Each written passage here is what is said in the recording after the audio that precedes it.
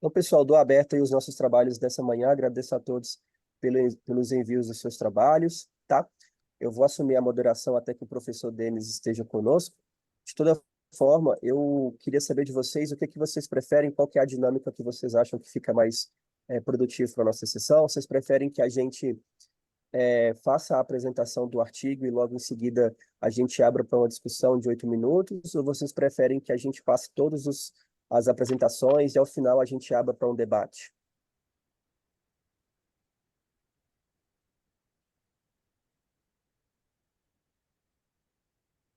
Acredito que de cada um poderia ser mais interessante para discutir pontos específicos. Sim. Vocês preferem que seja assim? Então a gente pode fazer assim, pode ser? Por mim, tudo bem. Então a gente faz essa dinâmica, a gente passa a apresentação e em seguida a gente abre 8 minutos para a gente fazer discussões pontuais sobre o texto. E no final a gente vai ter ali um tempo para discussão e debates para que vocês também possam dialogar entre vocês, tá bom? Então agora, Anderson, por gentileza.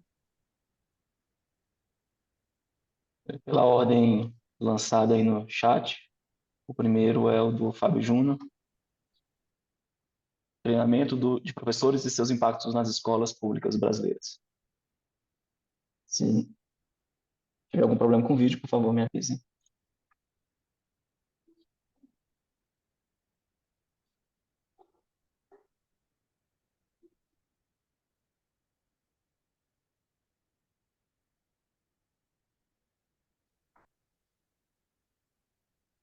Saúde a todos. É um prazer estar aqui e poder compartilhar um pouco sobre a minha dissertação, sobre o artigo desenvolvido ao longo do mestrado, né? No mestrado em Ciências Contábeis e Administração na linha de Gestão Escolar, sobre orientação da professora Silveli Cristo de Andrade, com o tema Treinamento dos professores e seus impactos nas escolas públicas brasileiras. Essa dissertação, esse tema, surge em um dos desafios das organizações de sistemas abertos, é o treinamento de pessoas. Sendo assim, este estudo decorre no cenário das escolas públicas brasileiras de educação básica, Ellis et al. 2021. Temos duas lacunas. A primeira é que existem poucos estudos sobre treinamento e permanência de professores nas escolas públicas brasileiras, Kamal et al. 2021. Outra lacuna é limitada a atenção ao tema treinamento de professores nas escolas públicas brasileiras, sendo o tema mais desenvolvido no ensino superior ou em empresas privadas, Abacai et al. 2022. A questão de pesquisa é como o treinamento de professores das escolas públicas brasileiras impacta na prontidão tecnológica e na intenção de rotatividade, bem qual é o papel moderador que as prazos contínuo possuem nesse contexto. O objetivo do estudo é identificar se o treinamento de professores das escolas públicas brasileiras impacta na prontidão tecnológica e na intenção de rotatividade, e qual o papel moderador que as prazas de desenvolvimento profissional contínuo executam nesse cenário. Temos 3 justificativas teóricas. A primeira ancoradas em Bellucci e Culia, que dizem que professores treinados melhoram a prática e a permanência na profissão.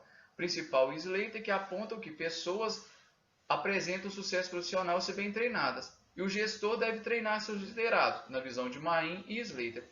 Também temos 3 justificativas práticas. A primeira é que o estudo pode proporcionar auxílio e melhoria na prática docente e permanência na educação pública, necessidade de treinamento para o uso de ferramentas digitais, principalmente após a pandemia da Covid-19, e o treinamento melhora as prazas de desenvolvimento contínuo dos educadores. Como referencial teórico, nós temos aí 4 construtos. O primeiro construto é a intenção de rotatividade, que, na visão de Abacai et al., falta de treinamento é igual a intenção de rotatividade. Abacai et al. 2022 dizem que professores não treinados não veem possibilidade de desenvolvimento na carreira ao longo prazo.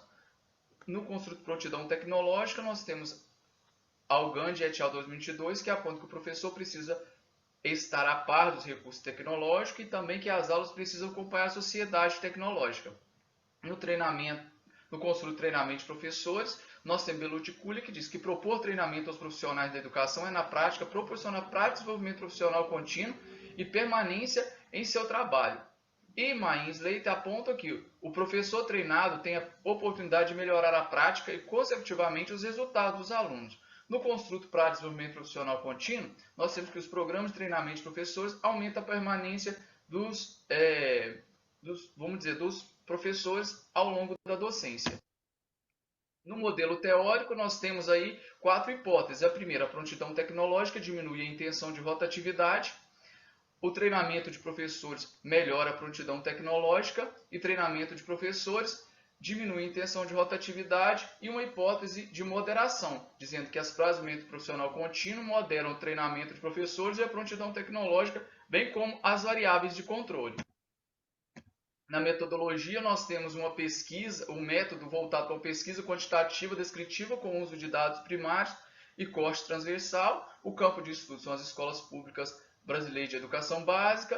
A população-alvo são os professores que atuam nas escolas públicas brasileiras de ensino básico. A amostra ela ocorreu de forma não probabilística para acessibilidade. Técnica de coleta de dados é o questionário eletrônico estruturado via Google Forms, escala Likert de 7 pontos.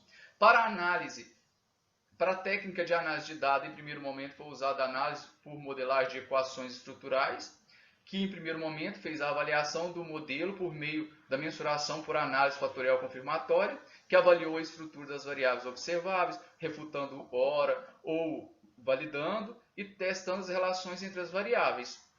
Confirma ou refuta a validade das medidas, ou seja, ao longo do processo algumas variáveis não foram validadas e que proporcionou o resultado final. E, por segundo passo, a análise do modelo estrutural, que explorou as relações entre as variáveis por meio dos modelos estruturais e estimação por parâmetros de PLS. Após toda a parte metodológica, toda a análise do estudo, podemos perceber o quê? Que a hipótese 1, hipótese 2 e a hipótese 3, elas foram suportadas. No entanto, a hipótese 4, que é a hipótese de moderação de treinamento de professores, e prontidão tecnológica é moderado pela Cidade de Desenvolvimento Profissional Contínuo, ela foi refutada ao final da pesquisa.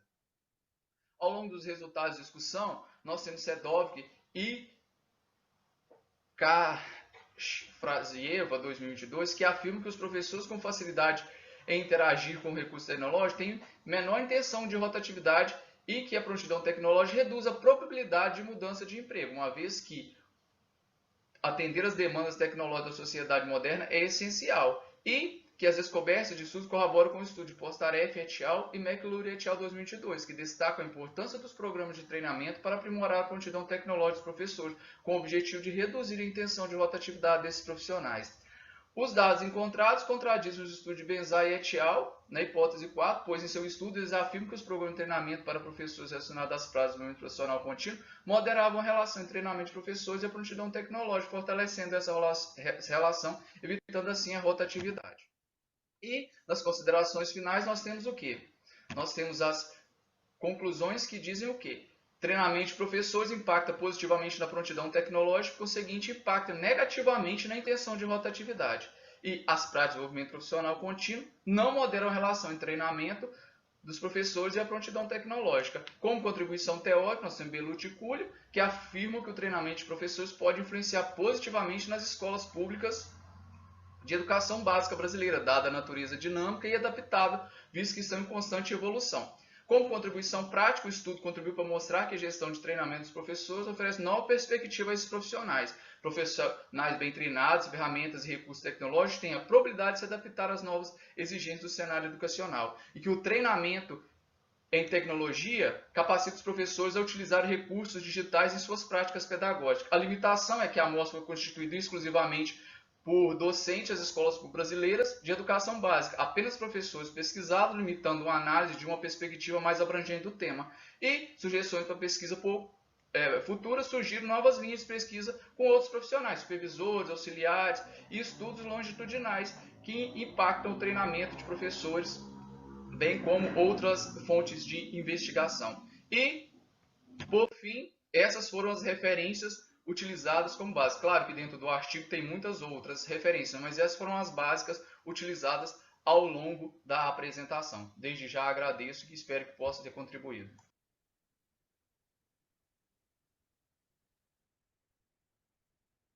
Bacana, parabéns, Fábio. Parabéns a todos os autores pelo texto. Um texto realmente muito bom. Quero abrir para discussão. Algum colega tem algum questionamento, quer fazer alguma contribuição em relação ao trabalho do Fábio? A gente tem um tempinho. Vocês podem ficar à vontade, tá, pessoal?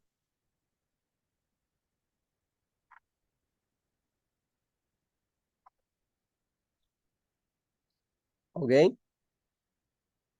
Até que vocês, então, se aprontem com os seus questionamentos e com suas contribuições, eu vou fazer aqui um, um questionamento para o Fábio, só para eu entender um pouco. São duas questões, na verdade. Primeiro, em relação à abrangência do seu estudo, né? Você coloca que ele é um estudo que analisa no que diz respeito aos professores de educação básica no Brasil. Qual foi a abrangência, né, o escopo do seu trabalho? Você conseguiu dados de diversas realidades? Eu estou falando isso porque se pegar para pensar, por exemplo, a educação básica do Ceará, por exemplo, ela distancia muito da educação básica aqui de Minas Gerais, onde eu estou. Então, 2007 para cá, por exemplo, o Ceará, Pernambuco tem tido uma educação básica, por exemplo, bem é, é, numa crescente, né? Enquanto, por exemplo, que os estados que nós vivemos, por exemplo, o estado de Minas Gerais, tem tido índices diferentes, por assim dizer, não tão bons.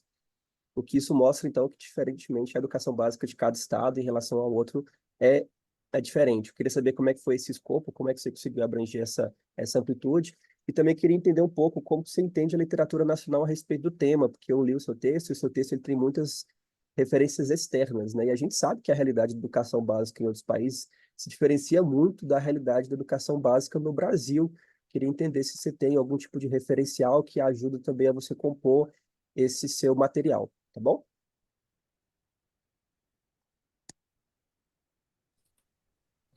Bom dia novamente, né? Quando você fala em realidade educacional, isso é bem complexo mesmo. Eu sou de Minas também. No entanto, já atuo há tempo no Espírito Santo.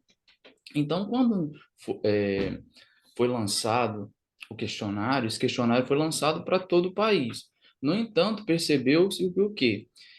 Que eu precisava de uma quantidade de respostas. Essas quantidades de respostas elas foram alcançadas principalmente por Minas Gerais e pelo Espírito Santo. Devido ao quê? Devido a eu ter mais contato com essas escolas. Então, esses professores dessas escolas que mais puderam contribuir. Só que realmente existe uma grande diferença. Enquanto no Espírito Santo, essa questão da tecnologia, ela está assim mais latente, existem mais recursos, por exemplo, nas escolas, que eu sou supervisor escolar, todas têm notebook, todas têm televisão Smart TV na sala, todas têm data show, todas têm internet de alta qualidade. Inclusive, no município que eu estou, que eu atuo, nós somos o primeiro lugar em educação dos anos finais dentro do Espírito Santo, que é a Laranja da Terra. Então, esse tema mostrou o quê? Que os professores têm uma grande dificuldade em lidar com esses recursos quando foram inseridos. Em Minas, nas escolas que eu fui, que muitas escolas eu fui para poder impulsionar a resposta do questionário, a gente percebe que isso ainda não é tão latente. Existem as práticas inovadoras, existe a necessidade da inserção da tecnologia, mas esses recursos não chegam à escola. Ou se chegam ainda de forma limitada, cabendo ao professor buscar essas metodologias ativas de uma forma mais, vamos dizer, mais de forma criativa, criar condições para que isso aconteça. Quanto à literatura, o meu mestrado ele foi desenvolvido na FUCAP. Então, o que a professora Silveli e a FUCAP exige? Que tenhamos literaturas de revistas conceituadas. E esse tema ainda no Brasil, a nossa literatura ela ainda não abrange, não temos artigos que contemplam esse tema. Mediante a isso, o que nós fomos fazendo? Nós fomos analisando esses artigos, que muitos têm estudo de caso em outros países, e dialogando com a nossa realidade. Então, por isso que nós temos uma vasta literatura de artigos internacionais e praticamente nenhuma literatura brasileira, devido a ser uma exigência da FUCAP em termos de utilização de artigos de literatura para poder confeccionar a dissertação. Consegui sanar as dúvidas ou... Perfeito. Excelente suas contribuições. Vou abrir para o pessoal. Caroline, Maiara. Quem mais está conosco aí? Se vocês quiserem fazer suas contribuições em relação ao trabalho do Fábio.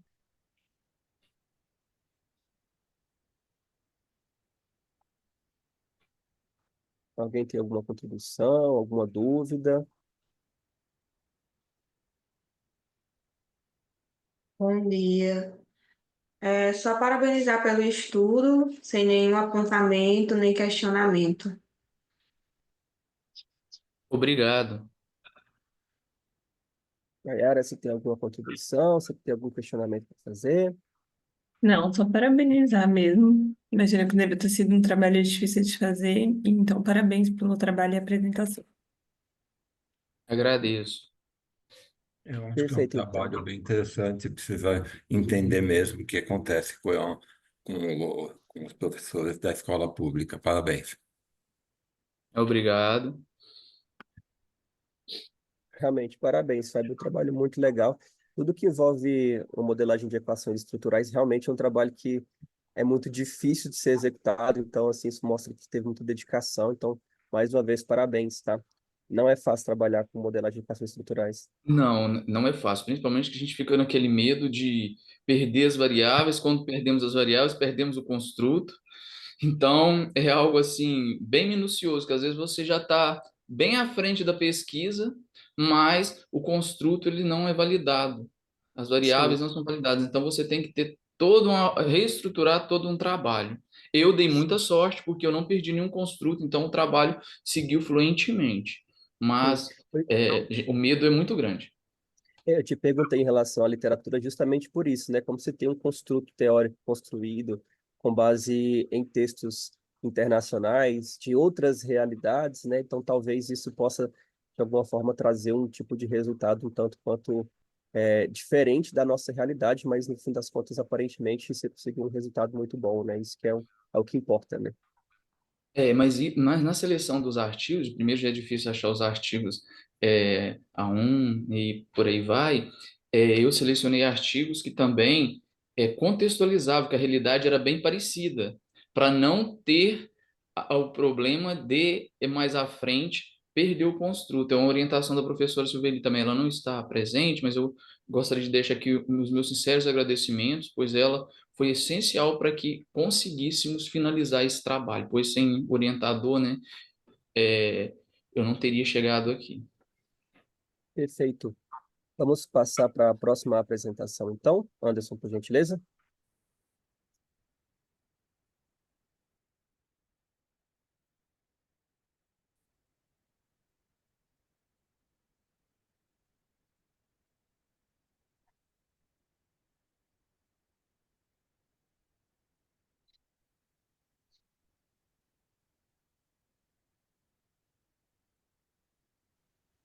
Olá, nosso trabalho é reparação, um estudo de casos da organização e dos impactos para o voluntário.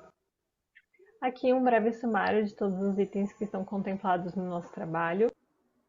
O trabalho traz um estudo de caso da reparação, uma OSC de Bragança Paulista, próxima a São Paulo, que dados do IBGE mostram ter uma situação econômica boa e estável, tem programas públicos habitacionais, não tem domicílios em favela. No entanto, existem muitas casas em situações precárias que muitas vezes passam desapercebidas da população e dos turistas. A reparação foi fundada em 2013 e atende famílias em situação de vulnerabilidade socioeconômica, realizando reformas de moradia sem boas condições de habitabilidade. Até 2023, atendeu 23 famílias e, além disso, também busca a transformação dos voluntários através do envolvimento social, do trabalho em equipe e da imersão em realidades geralmente muito distintas das suas. Também abordamos como o monitoramento e principalmente a avaliação são importantes para que as organizações consigam verificar se estão atingindo seus objetivos e também demonstrar isso para a sociedade. Isso porque elas estão se sentindo cada vez mais pressionadas a evidenciar o seu valor social devido ao aumento da competitividade na conquista de doações, e isso acaba levando o foco à entrega de resultados e à eficiência das organizações. O objetivo da pesquisa é identificar critérios para o desenvolvimento de um modelo de avaliação do impacto social proporcionado pelo engajamento com uma causa por meio do trabalho voluntário. E os objetivos específicos eram analisar o modo de trabalho da reparação e sua relação com o trabalho voluntário, além de refletir sobre a habitação, direito à moradia e voluntariado e avaliação de impactos de problemas sociais. A hipótese é que, ao colocar os seus voluntários em contato com realidades sociais distantes do cotidiano, contribui para que eles percebam mais e melhor os problemas sociais, e com isso também se transformem em pessoas mais dispostas a ajudar, a participar de iniciativas e promover ações sociais, além de influenciar outras pessoas a também fazerem isso.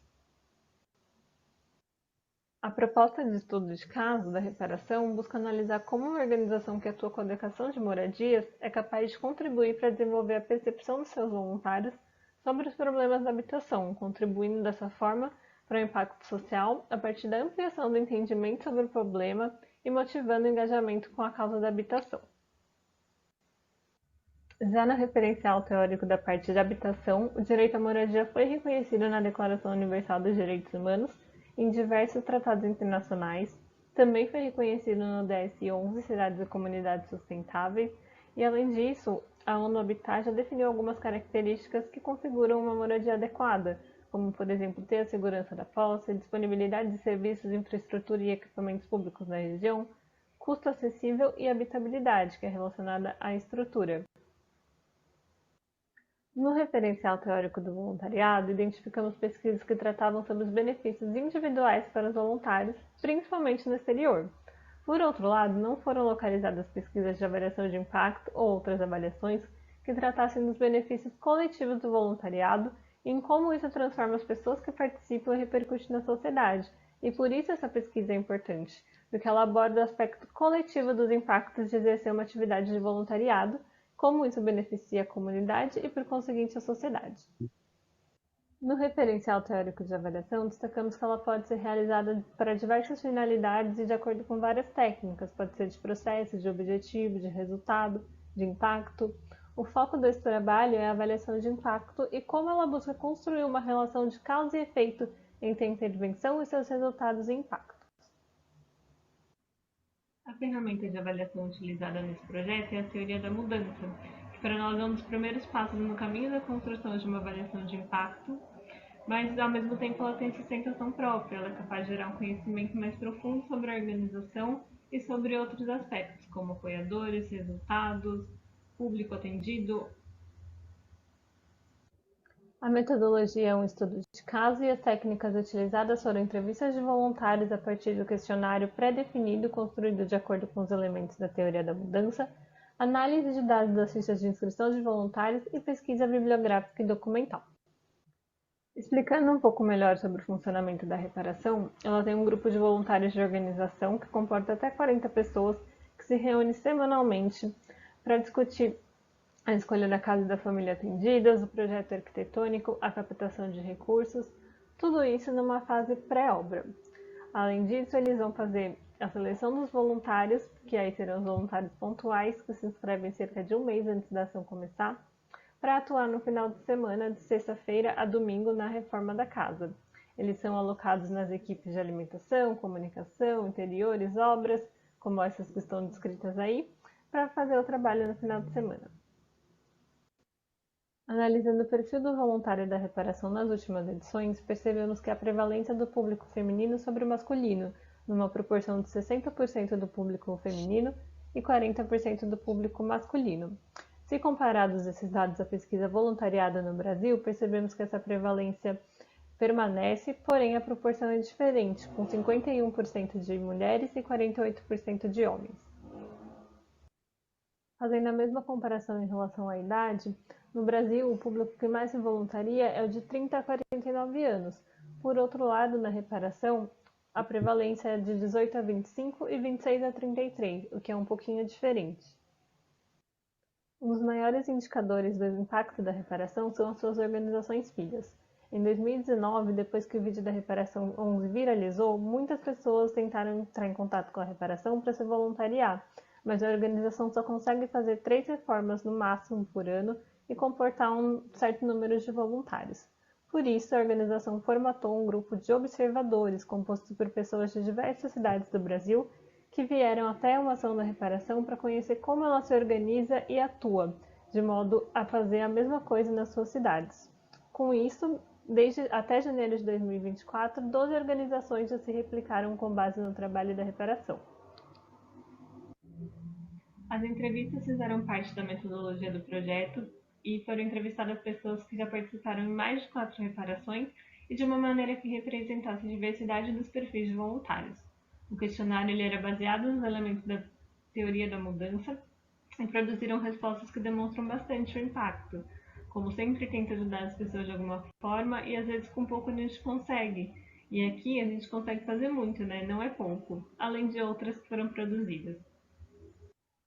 E o resultado das entrevistas foi analisado e organizado de acordo com os elementos da teoria da mudança, separando uma teoria para a reparação e outra teoria para o voluntário. Concluindo, as análises e entrevistas evidenciaram que o trabalho voluntário contribui para a percepção do problema social relacionado à habitação, amplia o envolvimento com a causa, tornando mais clara a importância e potencial da atuação individual e coletiva para a transformação e motiva o desenvolvimento de novas iniciativas relacionadas à causa. Como próximos passos, seria importante desenvolver um modelo de avaliação de impactos para o voluntário que possa ser utilizado para a reparação e estendido a outras organizações também. E assim apresentamos as referências da apresentação e agradecemos a atenção.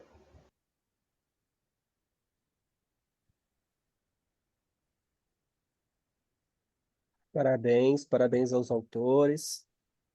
Quero abrir aqui para discussões, para alguns questionamentos, algumas sugestões. Os colegas podem ficar à vontade nesse momento, tá bom? Para fazer as suas colocações para a Maiara. É, a Maiara é aluna do nosso curso de pós-graduação. Deixa eu ligar a câmera, ver se está funcionando. E esse trabalho, ela é sempre voluntária nessa organização. E o interessante, acho que ela pode contar melhor, é como que ela percebeu que isso mudava a percepção das pessoas da sociedade. E não só, ai, que bom, eu faço um trabalho voluntário, eu estou ajudando a sociedade. Não, a sociedade está sendo ajudada. Né, acho que a Mayara pode dar uma palavrinha a mais sobre isso.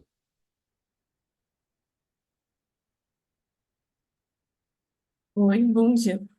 Eu acho que o principal fator foi depois que as pessoas começaram a vir de outras cidades para conhecer, né, o trabalho e aí passaram a replicar o trabalho que a gente realizava na reparação nos seus municípios. Então, isso eu acho que foi um start para começar a pensar, mas também falos, né, das pessoas que como elas gostavam de participar, a recorrência com que esses voluntários participam, acho que tudo isso contribuiu para eu entender que talvez tivesse alguma coisa ali que contribuísse, né, para transformar outras pessoas também, além só das pessoas que vão receber a casa reformada. E as pessoas, começaram a notar problemas que elas que não sabiam nem que existia, né? Sim, assim Você como mesmo, eu. né? É, uma pessoa que às vezes não tem uma caixa d'água dentro de casa, que nunca tomou um banho de chuveiro quente, sendo que para mim isso é muito comum. Eu não imagino isso. Isso acontece só quando acaba a energia de lá. É.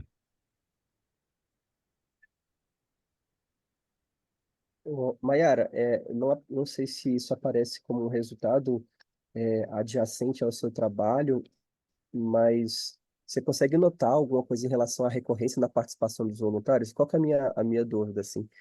Eu não sei se isso aparece como resultado factível do seu trabalho ou se é algo mais que fica, assim, pairando na minha cabeça, mas a impressão que eu tenho é que quem se voluntaria, normalmente é a pessoa que se voluntaria em seguida, no sentido de que há uma recorrência.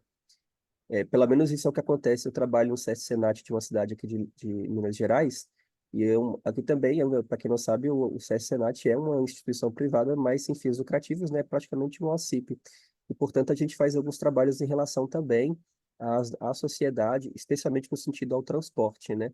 E a observação que eu tenho é que, na maioria das vezes, são as mesmas pessoas que se vinculam aos projetos. Eu não sei se isso acontece também com os voluntários nessas reformas que acontecem. Você pode comentar alguma coisa sobre isso? Claro. Assim, tem uma recorrência, né, sendo as mesmas pessoas, mas não é só isso. Por que que tem isso?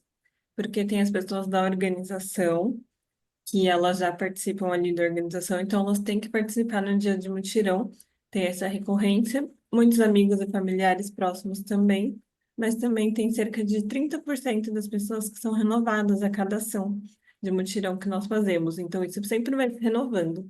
E às vezes aquela pessoa não tem a disponibilidade de participar em um final de semana, então ela não vai, mas vem uma pessoa nova que gosta muito e começa a participar.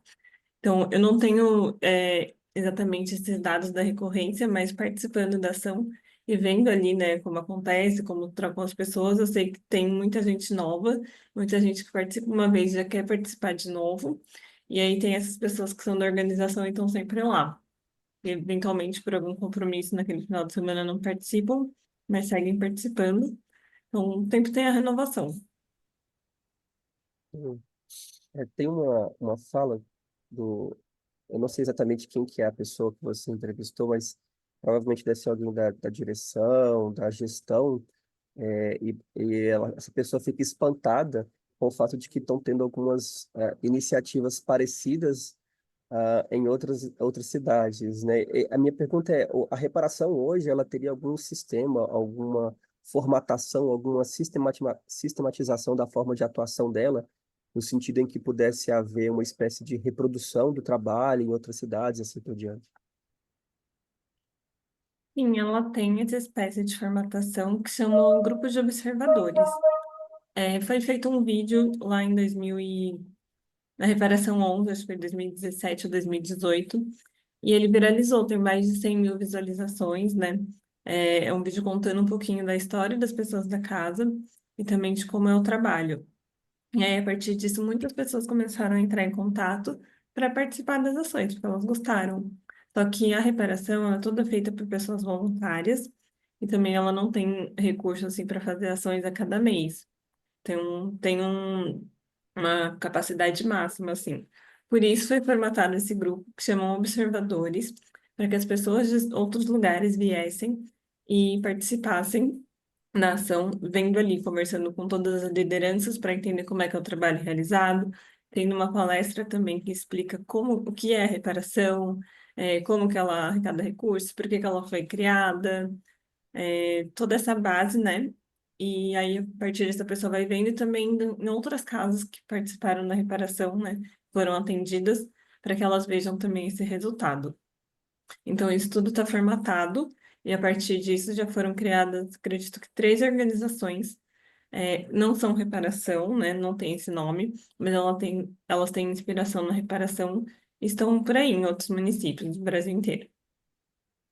Muito bacana. Quero abrir aqui para Caroline, para o Fábio, Anderson também, está nos assessorando. Se quiser fazer algum comentário, algum questionamento, vocês podem ficar à vontade, tá?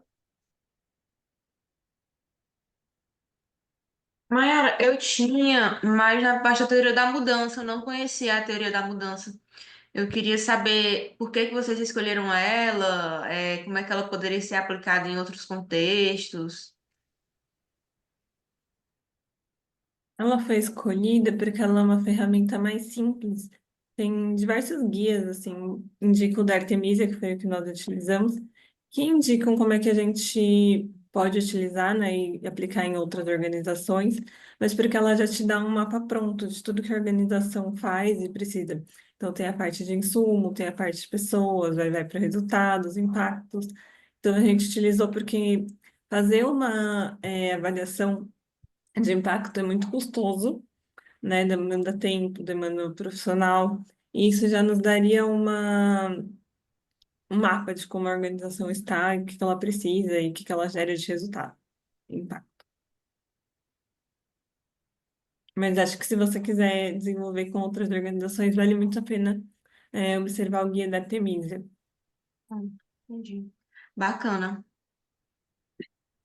Bacana. Fábio Júnior, quer fazer algum comentário, Anderson? Não, eu não tenho nenhuma pergunta, mas eu gostaria de parabenizá-la por, além de ser um trabalho científico, que impacta positivamente na sociedade. E é isso que realmente devemos estudar e propor para a sociedade. Parabéns.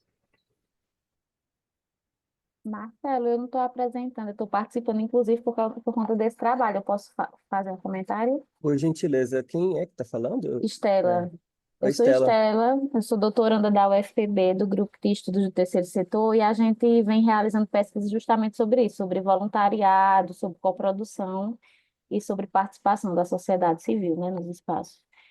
E aí, a parte da apresentação e dos comentários, me surgiu uma curiosidade mesmo, Mayara. A fonte de recurso, eu não sei se eu perdi durante a apresentação, né, pode ter passado despercebido, mas as fontes de recurso que a organização utiliza para fazer esse trabalho? É público, é privado? Você poderia falar um pouquinho como é feito essa parte dos recursos que são aplicados nessa reforma, na construção dessas casas? Sim, na verdade não está na apresentação, porque ela tem outro foco, mas a gente usa recursos privados, então doações de empresas, doações de pessoas físicas, muita doação de produto, né? Então, por exemplo, a telha que é utilizada na casa, é uma telha isotérmica produzida por uma empresa, e eles costumam fazer a doação sempre, então, embora não seja financeiro, o produto vem e tem o mesmo efeito. A organização também tem um fundo de reserva, a partir de outras doações que recebeu, que mantém ali para caso tenha algum tipo de problema, para manter a sua sustentabilidade. E a realidade é que também seria ótimo que a organização tivesse outras fontes de recursos. Teve uma construtora, por exemplo, do município, que vendo que o trabalho é tão importante, fez um loteamento na cidade e doou uma parte do valor para que fossem feitas outras separações. Então, funciona mais ou menos assim.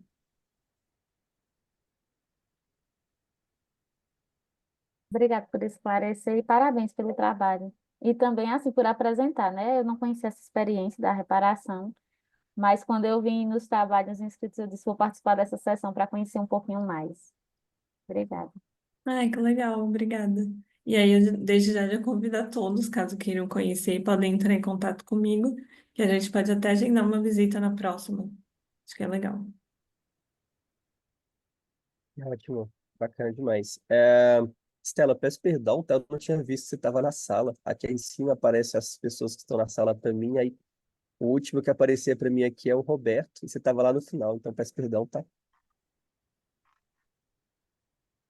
Então, pessoal, dando continuidade, então, agora vai ser a terceira apresentação, vai ser a minha, eu vou fazer ela ao vivo, pelo fato de que o meu vídeo ficou com mais de 8 minutos, eu não quero que isso atrapalhe na nossa sessão, tá bom?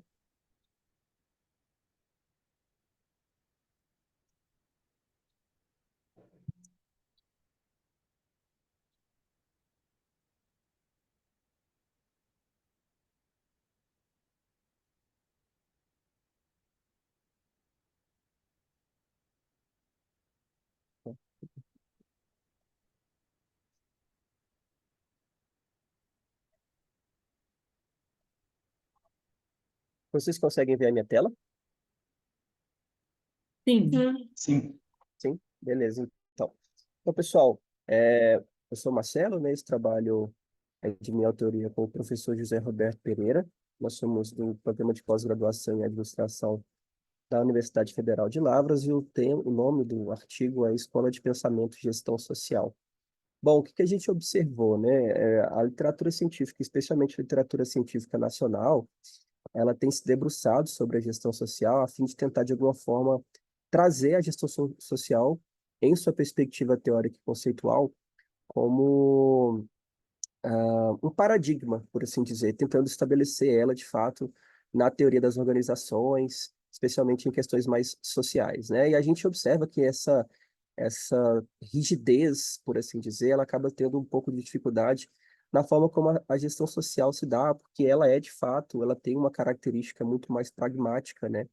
E, portanto, a gente tenta trazer uma reformulação na forma de pensar a gestão social como um locus, né, um espaço que não é geograficamente limitado, para que as pessoas elas possam repensar, então, as suas restrições cognitivas e também as instituições que, de alguma forma, impedem, né, ou restringem o crescimento do desenvolvimento teórico de um campo, né? Nesse caso, nosso objetivo é discutir a possibilidade de entendimento da gestão social como escola de pensamento, e aí a gente quer sugerir alguns critérios para que isso aconteça, tá bom?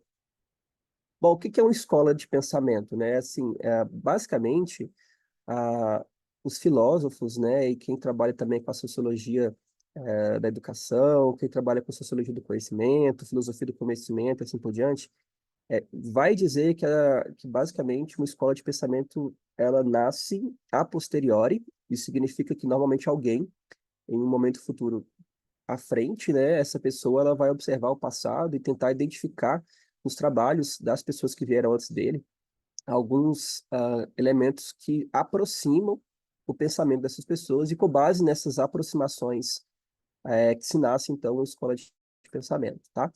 O Howard Becker, que é o sociólogo estadunidense que a gente usa para poder tratar isso, ele faz exatamente essa colocação, mas, no entanto, a gente adota uma proposição um pouco diferente, que é o da Olga Amsterdamska, e ela vai falar o seguinte, que, na verdade, uma escola de pensamento, ela não necessariamente precisa ter essa formatação rígida.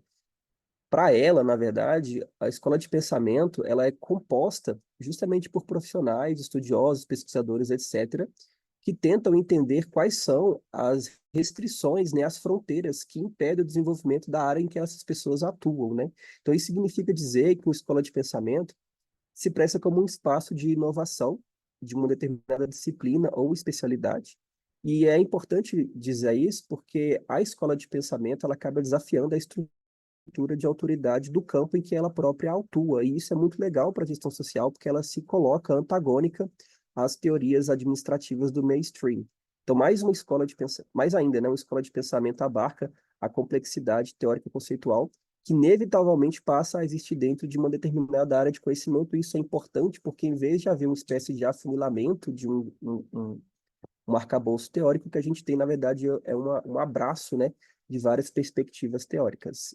Bom, o que é a gestão social, né? A gestão social ela tem por categorias centrais o interesse bem compreendido, a esfera pública e a emancipação. A gente entende que a gestão social nada mais é do que um sistema de deliberação coletiva em que as pessoas elas podem atuar nas escolhas, na participação, é claro, né, de decisões em que os resultados dessas decisões vão impactar na vida dessas pessoas. Então, ela está baseada no referencial teórico do Jürgen Habermas, né, que é um teórico da teoria crítica alemã, tá bom?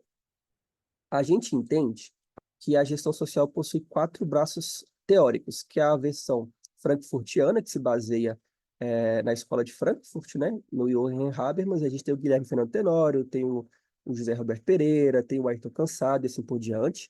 Tem a escola do desenvolvimento local promovido pelas relações das organizações da sociedade civil. E aqui quem está mais à frente é a Tânia Fischer, da Federal da Bahia. A gente tem um modelo de administração pública societal. E quem tem textos publicados nessa área é o pessoal da UFMG com a Ana Paula Paz de Paula, e também tem a versão puckiana, que não necessariamente tem esse nome em recorrência de algum recorte teórico, mas é mais por conta de que os pesquisadores que estão vinculados são da PUC de São Paulo. E qual que são, então, os critérios que a gente buscou para definir a gestão social como uma escola de pensamento? Cada área de atuação, ela tem seus próprios critérios. Por exemplo, o marketing, os critérios são um corpo substancial de conhecimento desenvolvido por vários estudiosos que descreve ou explica pelo menos um aspecto sobre o que, como, quem, por quê, quando e onde são as atividades de marketing. Na área da economia, os critérios dizem mais respeito à inter-relação de um certo tema que é em comum entre os membros de uma instituição ou algum local.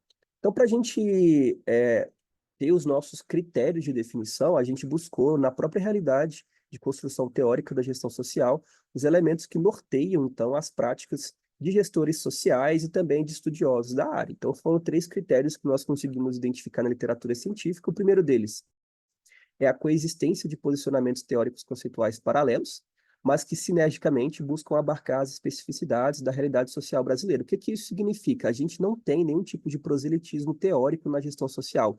Embora existam pesquisadores entendendo a gestão social de maneira diferentes, a gestão social como um todo abarca esses posicionamentos teóricos que para alguns pode parecer conflitante, mas para nós faz sentido, porque isso torna a teoria mais complexa a fim de tentar entender a realidade social brasileira, porque a realidade social brasileira ela é complexa. O segundo critério é uma estrutura de existência flexível, não vinculada somente a uma organização, agrupamento ou coletividade, mas que oportuniza sua institucionalização para sua permanência e desenvolvimento. Então, você pode observar isso em várias entidades. Aqui na UFLA, onde eu atuo, a gente tem, por exemplo, na Universidade Federal do Cariri, Universidade Federal da Bahia, a PUC de São Paulo. A gente tem, então, estudiosos de diversas entidades vinculadas à gestão social. E embora a gente tenha esses profissionais vinculados a essas instituições de ensino, não necessariamente a gestão social fica vinculada a essa instituição, né? Ela se institucionaliza por meio de periódicos institucionalizados, por meio de eventos, ela se institucionaliza por meio de pós-graduações, cursos de formação, etc. E o terceiro critério é a existência de uma comunidade pulsante de pesquisadores que busca colaborar ativamente com os trabalhos alheios, que fomenta o debate e que respeita os posicionamentos divergentes, a fim de que a área se desenvolva como um todo. E isso é o mais importante, visto que, como eu comentei durante o referencial teórico, a gente tem quatro posicionamentos teóricos em relação à gestão social, e não existe proselitismo teórico. Não é que eu sou de uma área, eu tento de alguma forma trazer o outro para a minha versão da gestão social, para o meu entendimento da gestão social.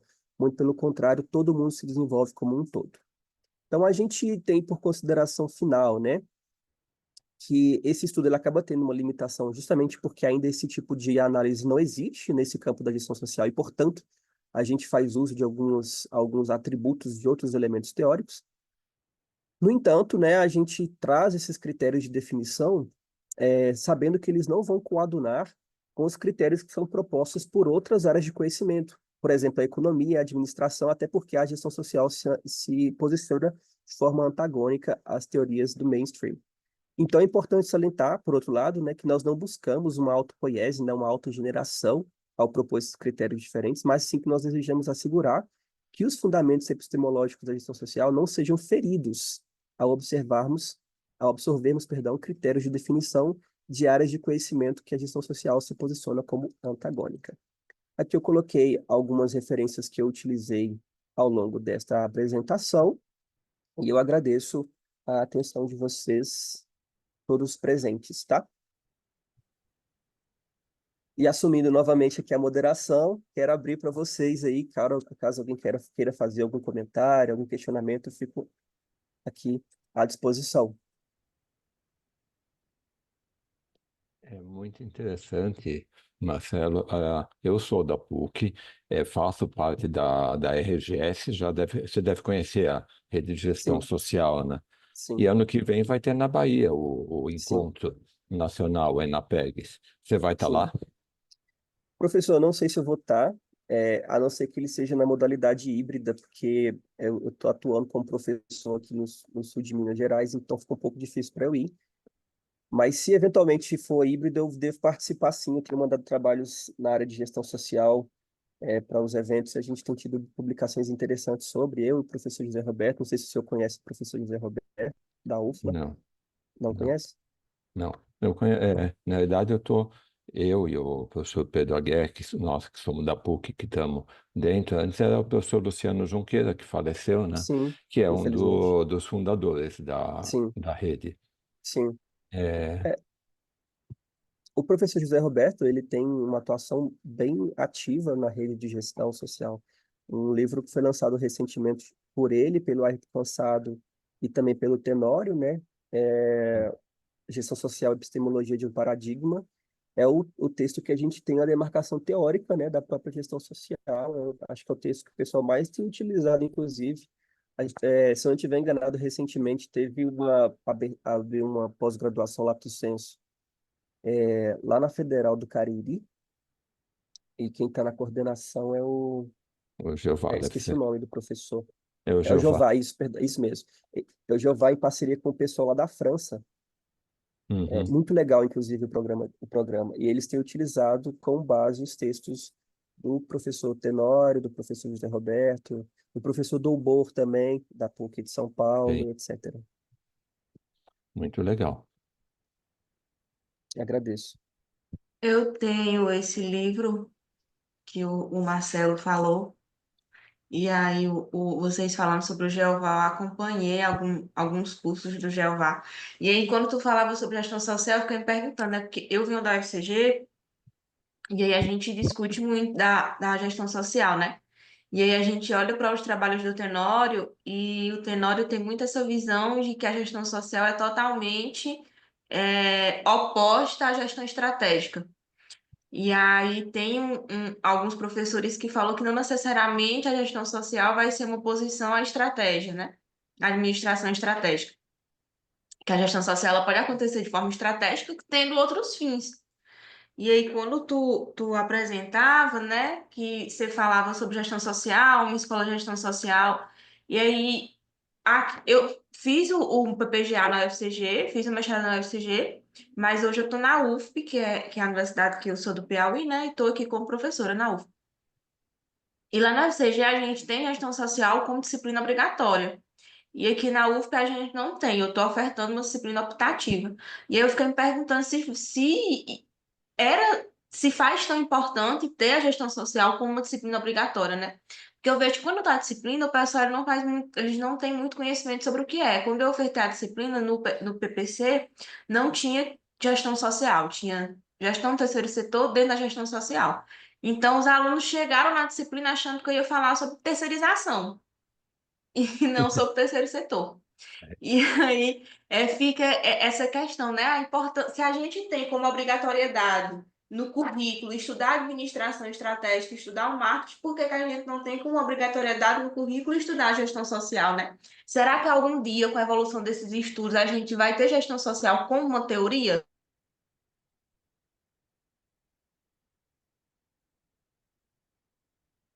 Acho que travou. Acho que cortou. Ela perguntou o que no final? O meu deu uma Se, travada aqui. se é um dia a gestão social vai ser entendida como uma teoria também a ser ensinada. Eu acho até É, que não. O mundo está cada vez mais neoliberal, né? sim, Então, eu tenho um posicionamento que eu acho que sim, a gente tem lutado para isso, na verdade. Isso que a Mayara estava comentando em relação a ter isso no currículo, por exemplo, da Federal do Pernambuco, e lá no Piauí, não.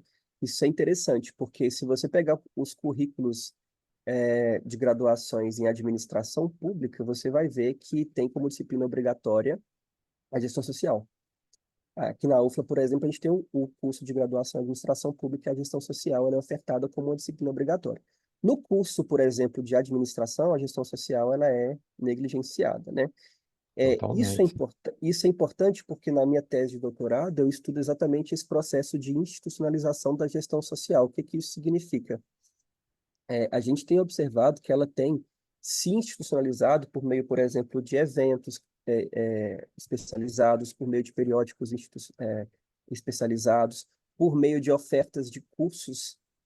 O fato de você ter, por exemplo, uma disciplina em gestão social num curso superior, isso mostra que a gestão social tem se institucionalizado, e esse é o processo pelo qual ela começa a a aparecer. Por quê? Como eu trato a gestão social por meio da teoria institucional, o que que a gente observa, né? Dentro da teoria institucional, a gente tem um processo que a gente vai chamar ele de isomorfismo, que é quando as organizações começam a apresentar certas similaridades processuais, e dentro desse isomorfismo, a gente tem uma vertente que a gente chama ele de isomorfismo normativo. O que que é o normativo? As pessoas, elas passam por um processo de formação e quando elas vão para o mercado de trabalho, elas começam a modular as organizações com base no que elas aprenderam no seu processo de profissionalização. Então, se o cara tem, por exemplo, durante o processo formativo dele, o contato com a gestão social no seu curso, na sua formação, eventualmente, quando ele for para o mercado, ele vai ter esse arcabouço teórico que pode contribuir para a atuação profissional dele. Então, esse processo de institucionalização da gestão social é, sem sombra de dúvida, importante para assegurar que ela tem esse desenvolvimento, né? Perfeito. Você está fazendo doutorado agora. Isso, sim, senhor. Muito bom. É muito interessante saber, né, que está nessa essa linha de pensamento muito interessante. Na PUC, no curso de administração, como você fala, isso é totalmente desconhecido. Né? Ó, a Sim. Caroline já voltou, que tinha caído, que ela estava falando Voltei. dos cursos, né? Voltei, caiu a conexão. Nem sei o que tanto, em que parte que eu falava que a conexão caiu. Você está falando de Pernambuco e Piauí, a diferença. Sim, que lá, que nós, aqui na UFP a gente não tem como obrigatoriedade a disciplina de gestão social. E lá a gente tinha essa obrigatoriedade, né? E aí essa necessidade é a gente se falar sobre gestão social na formação do administrador. Que a gente tem outras disciplinas como obrigatória, a gestão social a gente deixa que escapar como optativa. E aí, o que é que isso afeta o desenvolvimento do Estado, né? Porque, querendo ou não, a gente vê um Estado com a gestão social, a gente vê que ela emancipa o cidadão, quando a gente tem essa percepção e essa prática dela. E aí, o quanto que essa obrigatoriedade da gestão social no campo da administração poderia ser oportuno para esse desenvolvimento social do próprio Estado. E se isso teria alguma relação, se de fato essa disciplina passar despercebida tem alguma relação, então se poderia melhorar também esse desenvolvimento social. São, assim, questionamentos que eu fiquei me perguntando quando você apresentava. Eu estava até comentando antes quando a sua conexão caiu, né, que no meu doutorado eu estudo exatamente esse processo de institucionalização da gestão social, né? E sem esse processo de institucionalização, certamente ela não teria resultado. A gente teria iniciativas muito pontuais acontecendo, a gente teria talvez estudos de casos sobre essas iniciativas, mas isso ficaria no campo assim muito mais da prática e a gente não teria nenhum tipo de desenvolvimento cognitivo em relação à gestão social, né? Porque ela tem esse caráter prático, né? Gestão social, se você pegar, por exemplo, você comentou que você tem o livro, né, do Ayrton, né? Se você pegar o conceito de gestão social que o professor Ayrton ele dá, ele vai falar que ela é uma prática gerencial dialógica, né? Então ele já coloca que a gestão social ela tem esse caráter prático. Ele conceitua ela dessa forma. E se ela tem esse caráter prático, então talvez os estudos sobre gestão social não teriam tanta eficiência, né? Então, nesse sentido, se ela não tivesse, se ela não se institucionalizar, ela fazer parte dos currículos de formação, para que isso repercuta na prática profissional dos futuros profissionais, certamente ela não vai ter tanta validez, infelizmente, né? Então, precisa dessa institucionalização, eu defendo isso, inclusive.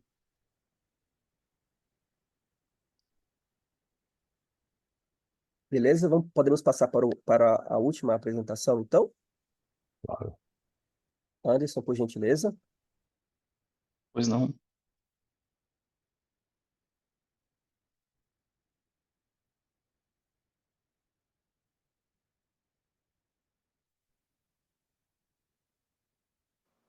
Olá, eu sou a Maria Caroline, estou aqui no SEMEAD com o trabalho Poder do Coletivo na Educação, análise de efeitos, fases e níveis de coprodução.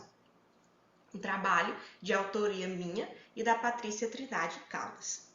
Temos como objetivo geral explorar efeitos, tipos e níveis da coprodução no serviço público educacional.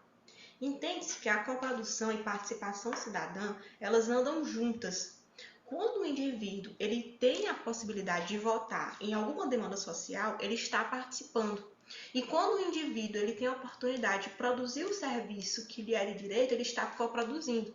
Então, a coprodução no serviço público ela acontece, por exemplo, no setor educacional, ela acontece quando eu tenho um pai que ajuda a fazer uma reforma na escola, quando eu tenho um aluno monitor. Então, a coprodução ela pode acontecer em diversos níveis, ela pode ser em diversos níveis e fases, em setores também, podendo ser na educação, na saúde, na segurança.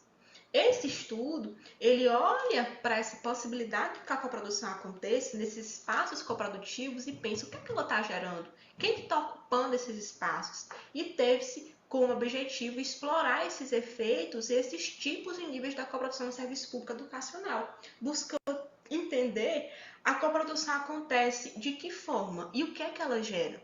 Então, teve-se como base teórica o quadro dos efeitos da coprodução na educação, de Costa e Calor 2023, fruto da minha dissertação de mestrado, onde mapeou-se os efeitos da coprodução na educação e dividiu-se em duas dimensões. A primeira dimensão de potenciais efeitos desejáveis aos estudantes, à comunidade, aos professores e à gestão, e a segunda dimensão com potenciais fatores limitantes, pela clareza do processo, pelas exigências e pela necessidade de capacitação. Esse quadro teórico ele foi importante para entender a exploração no que tange aos efeitos. A coprodução acontece em sala de aula, a coprodução acontece com os pais, e qual o efeito que ela está gerando?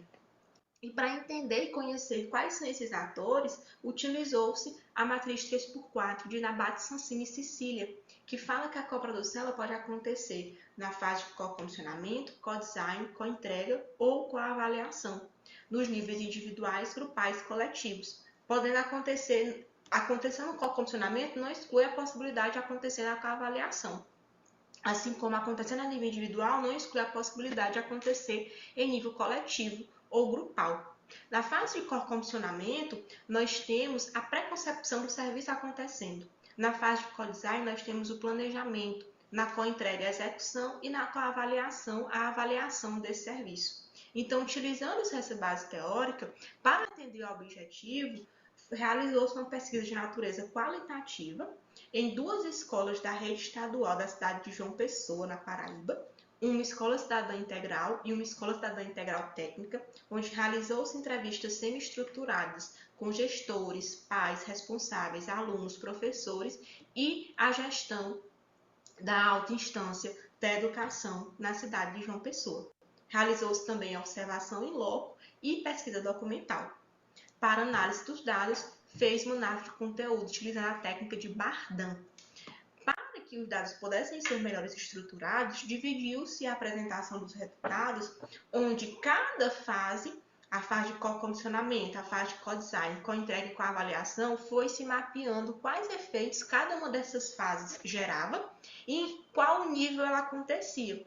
Então, a primeira fase, na fase de co-condicionamento, encontrou-se os efeitos desejáveis à comunidade e à gestão, em que nessas escolas a coprodução acontecia no nível coletivo e na fase de co-condicionamento, de concepção do serviço, não encontrou-se fatores limitantes e os efeitos desejáveis foram a comunidade, com ações e decisões compartilhadas com eles, e a gestão, onde o indivíduo ele passou a ser mais ativo nesse processo. Na fase de co-design, que o serviço é planejado, teve-se a nível individual e grupal, onde os efeitos encontrados foram aos estudantes, onde eles se sentiram mais reconhecidos participando desse processo, a comunidade, por meio de gestão democrática, em que eles podiam votar, por exemplo, no orçamento democrático, desenvolvendo uma interação escola-comunidade, e a gestão tendo essa participação ativa da comunidade escolar e da comunidade vizinha.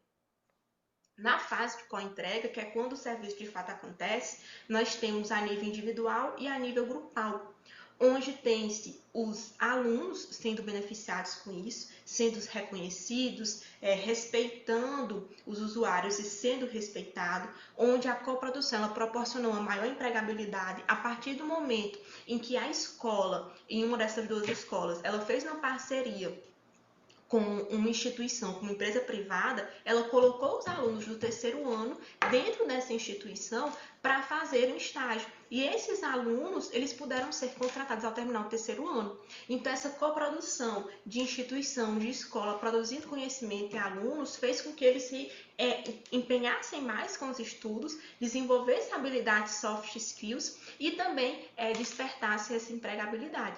A comunidade se beneficiou quando os alunos olham e abrem os horizontes para além da sala de aula e veem o que a comunidade acontece, o que a comunidade precisa, e levam os conhecimentos em sala de aula para fora. Os professores se beneficiaram porque passaram a ser mais respeitados e aprenderam. Teve casos em uma das escolas em que tinha-se um clube de coreano e a professora era uma aluna e os professores aprendiam coreano com essa aluna. E a gestão se beneficia porque torna o processo mais fluido, a comunicação ela flui de uma melhor forma. Na coavaliação, ela aconteceu em todos os níveis, de forma tímida no nível coletivo, porque só foi em uma escola, não foi nas 2 escolas. Teve-se potenciais efeitos desejáveis aos estudantes. Eles se sentem reconhecidos quando avaliam esse processo, eles se sentem respeitados quando avaliam esse processo. A comunidade gosta de participar das decisões e a gestão afina suas relações com os pares. E como limitação, encontrou-se exigências para com os envolvidos. Ao tempo que a coprodução ela traz efeitos desejáveis, ela exige que os atores estejam presentes, exige que os pais estejam presentes. Então, muitos pais relataram que é difícil fazer essa ação porque eles têm que estar trabalhando, então limita um pouco. Então, nós vemos aqui nesse quadro que somente na fase de coavaliação os 3 níveis apareceram e só em uma escola o nível coletivo. Aqui nós vemos a frequência com que os efeitos apareceram, vendo que os efeitos aqui na fase de co-entrega, potenciais efeitos aos estudantes, é o que mais aparece com maior frequência, e aqui um quadro geral desses efeitos em cada fase e em cada nível. Então, pode-se perceber que a co-entrega está presente nas 2 escolas, com efeitos desejáveis a alunos, professores, comunidade e gestão. O co-design manifesta-se que não é só a oportunidade para que eles debaterem, mas também que os alunos sejam reconhecidos. Na fase de co-comissionamento e co-avaliação, tem-se, de forma modesta, a apresentação de todos os níveis, todas as fases, e é preciso também dar mais voz para esse espaço. Como limitação, teve-se acesso aos pais, às escolas, porque muitas vezes gera um bloqueio de não permitir essa entrada. E como grande entrega, temos a conexão da matriz 3x4, que tem-se o que, em qual momento, quem está gerando, e o quadro dos efeitos da coprodução. Então, entrega-se essa junção da matriz 3x4 com o quadro dos efeitos da coprodução, contribuindo teoricamente com o avanço das pesquisas sobre coprodução e também com as práticas de gestão que pode olhar e ver como pode melhorar. Aqui temos as referências utilizadas nessa apresentação. Deixo os agradecimentos a todos e às entidades que contribuíram com a pesquisa. Muito obrigada.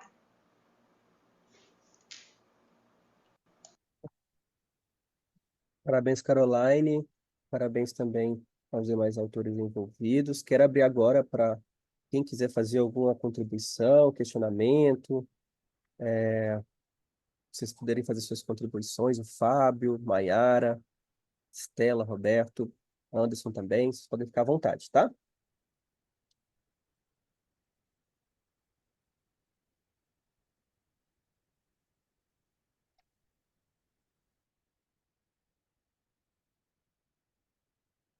Parabéns pelo trabalho, Caroline. Acho que ficou muito legal, foi interessante ver.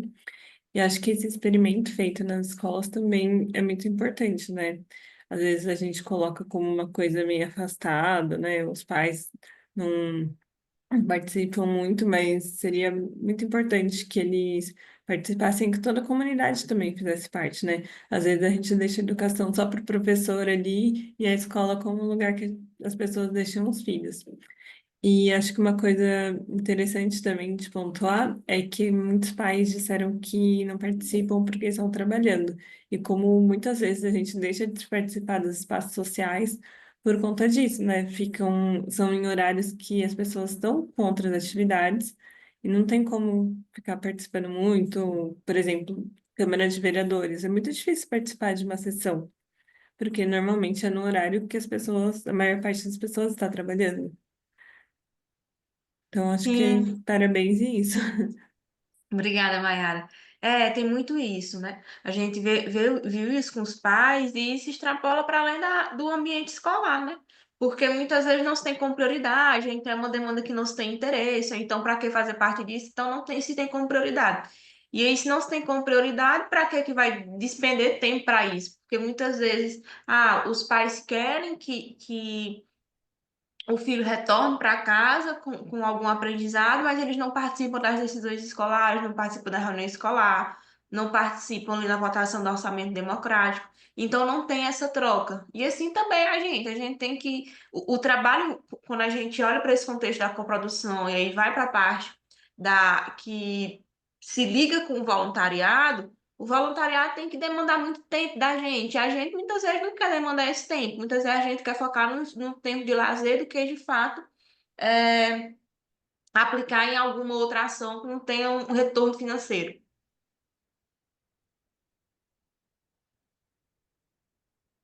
Mais alguém?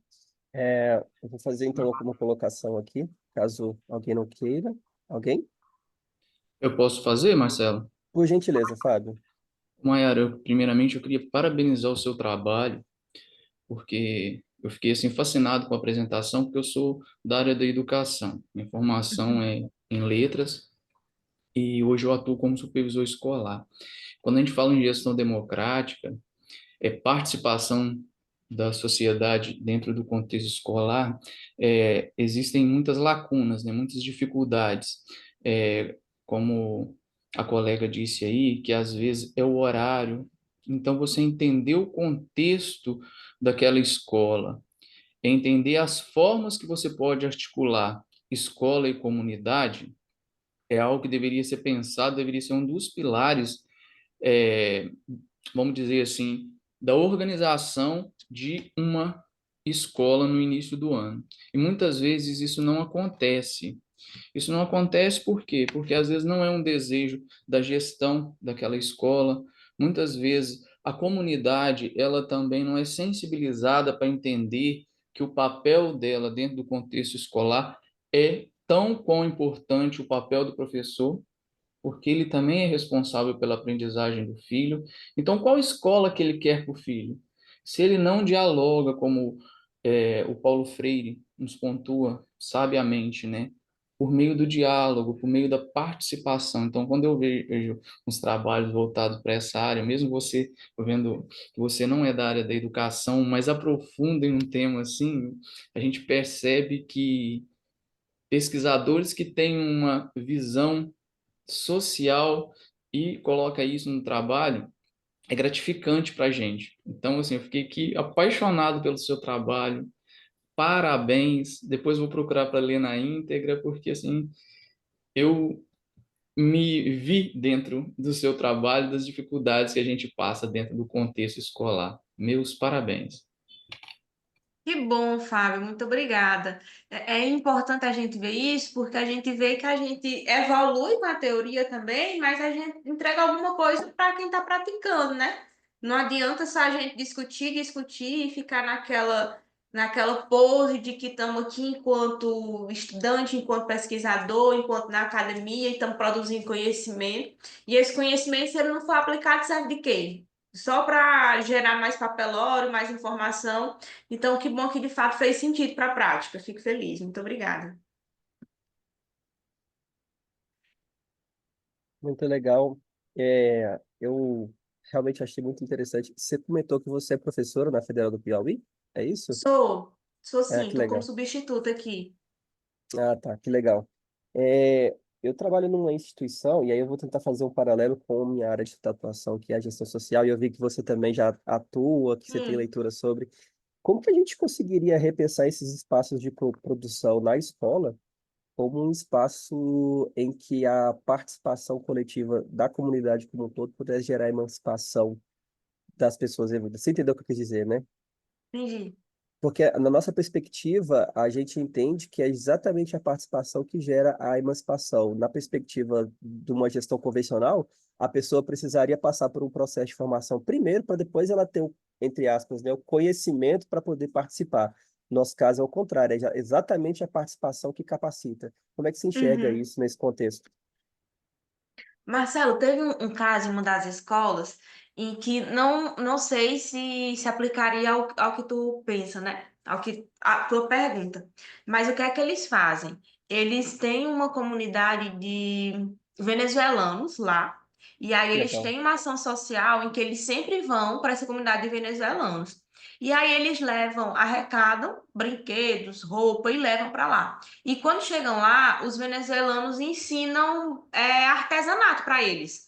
Seja alguma coisa que eles estão produzindo, então, ao tempo que os alunos fazem ação social, eles também assistem a alguma oficina de alguma coisa que os venezuelanos fazem. Então, assim, é algo bem mínimo, é mais conhecimento pessoal e manual do que conhecimento teórico mesmo, mas aí a gente vê que eles se sentem um tanto valorizados. Poxa, eles estão vindo Sim, aqui, são estudantes e estão aprendendo comigo alguma coisa. E aí a gente vê que existe essa troca. muito legal. E é legal ver isso empiricamente, né? Não sei se Uhum. você concorda com isso, mas assim, às vezes a gente faz uma análise, nós que estamos na academia, a gente faz às vezes uma análise um tanto quanto descritiva e a gente não tem a percepção subjetiva de quem está lá dentro e participando do processo, o tanto que isso contribui para o desenvolvimento da pessoa, né? Acho que é esse espaço de desenvolvimento que a gente cria e a gente participa, realmente eu fico muito feliz com isso, sim. Bom, pessoal, alguém mais tem alguma colocação para Caroline, os demais colegas? Não?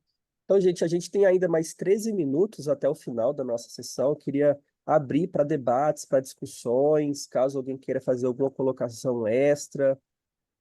A gente tem esse tempo, eu queria que vocês aí ficassem à vontade para vocês fazerem suas colocações, seus agradecimentos e etc, tá? Podem ficar à vontade, tá? Marcelo, Por favor, por gentileza, fica à vontade. isso. Bom, inicialmente parabenizar a todos. Os trabalhos são excelentes. Minha pouca participação durante as discussões deriva da minha área de pesquisa. Eu trabalho com governança pública, mas com controle e gestão de riscos. Então, está um pouquinho distante do que vocês pesquisam, mas fiquei assim, né, estarrecido aqui com a qualidade de trabalho de vocês. O da Maiara mesmo, cara, muito legal mesmo, da Maiara. E estou plenamente satisfeito com a nossa sessão. Ela foi extremamente produtiva. Aproveito o gancho para poder lembrá-los. Já estamos no último dia, então todo mundo já está acostumado. Temos a nossa avaliação, tá? Tá aí no chat. Fiquem depois aí à disposição para avaliar a moderação do Marcelo. Foi pego de surpresa. Marcelo, bacana demais, cara. Mandou muito bem. E aí, você é da área, né? Realmente você está lidando ali com os estudos semelhantes aí que você trabalha. Parabéns. Muito bacana. Até parece que você estava preparado. Parece até que você era o moderador. Tinha sido selecionado. Tá Que bom? isso, Parabéns a agradeço. todos. Também quero parabenizar a todos. Os trabalhos foram muito ricos. Eu participo de eventos científicos na área da administração já tem mais ou menos uns quase 6 anos, inclusive de eventos que são até mais famosos que o próprio SEMEAD, né, da nossa própria associação. E eu vou falar uma coisa que me choca, assim, não sei se vocês têm a mesma percepção que eu. SEMEAD, para mim, hoje é o melhor evento de administração que tem. Eu não sou da USP, tá? Eu sou da UFLA, mas na área de administração, o SEMEAD, para mim, hoje ele é o melhor evento de administração que tem. A gente tem trabalhos muito ricos, nós temos discussões muito ricas. Eu, particularmente, eu aprendo muito, igual o trabalho, por exemplo, da Maiara, o trabalho da Caroline, o trabalho do Fábio. Esses trabalhos, eles agregam muito para o meu próprio desenvolvimento. Eu tenho certeza que eu saí daqui sabendo muito mais coisa. Eu queria ouvir de vocês também, se essa sessão ela foi válida para vocês. Queria que vocês fizessem suas colocações também, por gentileza. Bacana, gostei dos trabalhos. A gente aprende com as outras práticas, né? Enxerga que o que a gente está pesquisando também está sendo pesquisado e a gente tem novas ideias e conhece novas práticas, então foi muito enriquecedora.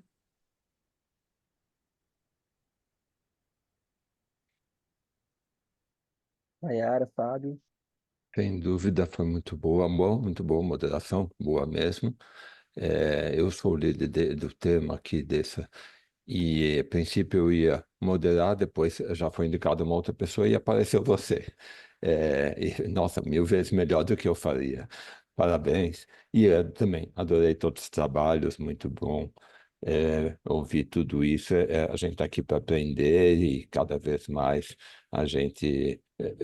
É bom, né? Nesse tema que eu estou coordenando, nessa ano veio muito bons artigos.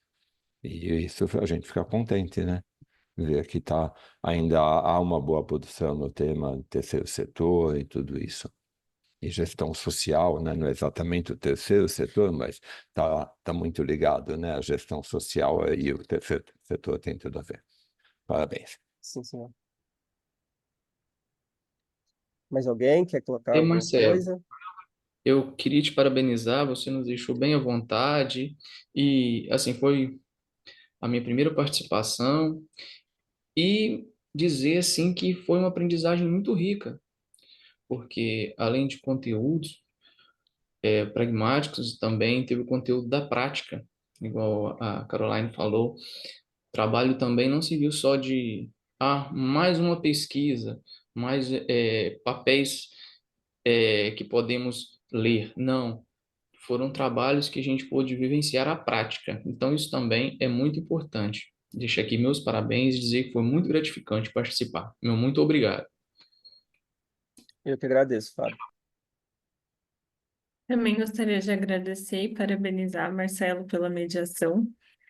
Foi a minha primeira participação em um evento desse, então foi muito legal ver como funciona, ver os outros trabalhos, né? Com certeza aprendi coisas que eu nunca tinha visto antes.